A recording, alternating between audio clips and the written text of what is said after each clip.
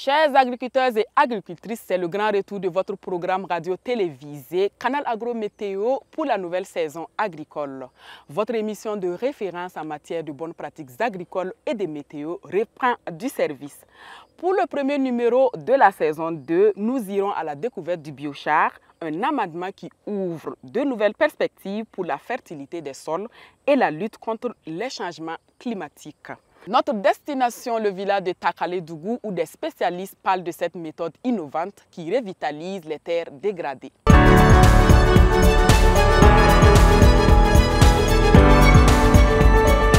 L'un des premiers rôles du biochar dans les champs, c'est de favoriser, augmenter la capacité de rétention de l'eau du sol à travers ces pores qui permettent de stocker une importante quantité d'eau. Et cette eau est gardée pendant longtemps et permet de conserver l'humidité du sol. Surtout pendant les périodes de sécheresse, le biochar permet au sol de résister mieux à la sécheresse par la rétention de l'eau et ainsi disponibiliser l'eau pour les plantes sur le long terme.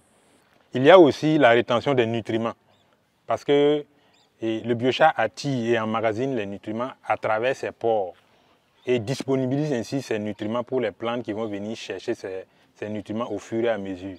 Donc c'est comme une banque de nutriments pour les plantes dans le champ, dans le sol. Et ces nutriments ne servent pas seulement qu'aux plantes, mais aux micro-organismes aussi qui vivent dans le sol et qui ont un rôle très important pour l'amélioration de la fertilité des sols. Alors, pour la production du biochar, il y a plusieurs matériaux qui sont utilisés. Voilà, généralement de la biomasse végétale issue des résidus de récolte et même des herbes.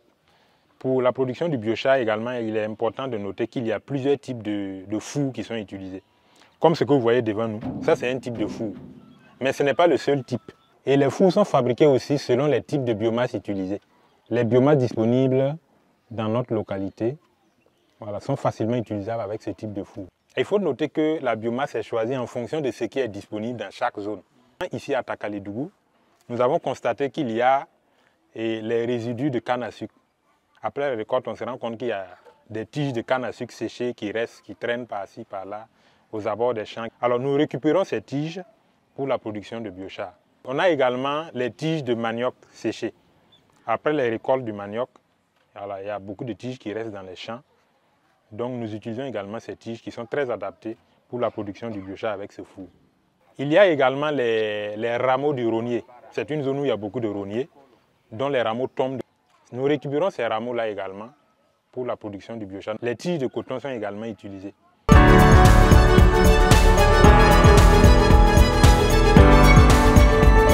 Pour la combustion proprement dite du biochar, alors on ne remplit pas immédiatement le four.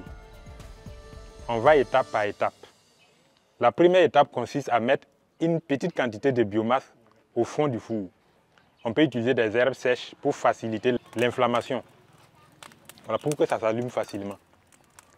Alors une fois que cette petite quantité consume et que le feu commence à redescendre et que l'intensité du feu commence à baisser, on ajoute encore une quantité supplémentaire. Et cette quantité va consumer avec plus de flamme, plus d'ardeur.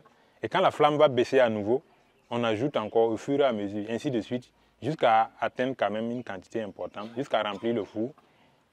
Et quand la flamme va complètement baisser, on utilise l'eau pour éteindre carrément avant de renverser. Mais il est important de noter qu'il faut avoir un bois ou bien quelque chose qui permet de remuer. Pour que le feu puisse consumer correctement toutes les parties. Alors nous sommes pratiquement à la fin de la production de notre biochar. Alors nous avons vidé le four et nous avons essayé d'étaler légèrement le tas.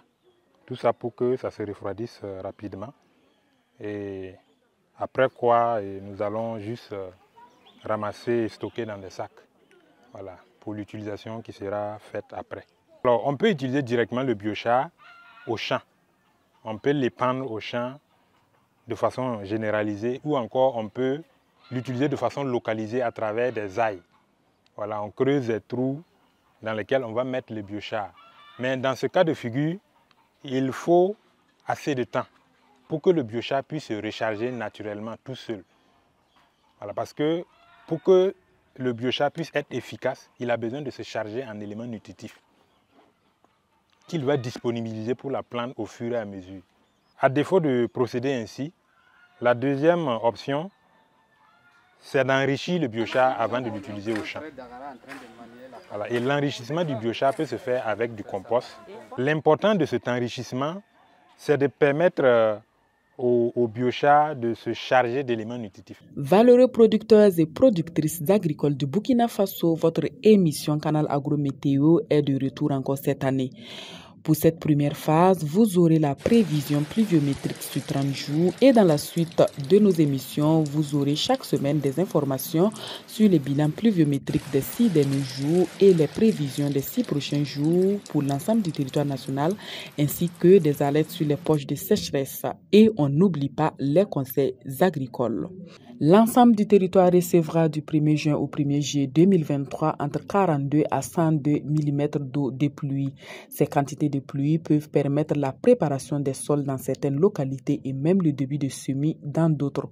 Les localités de Sendou, Banfora, Gawa, Diebougou, Bobo Dioulasso, Orodara, Oundé, Solenzo, Dédougou et Boromo recevront les plus fortes pluviométries avec en moyenne entre 1 479 000 à 1 874 000 litres d'eau par hectare tout au long de ces 30 jours.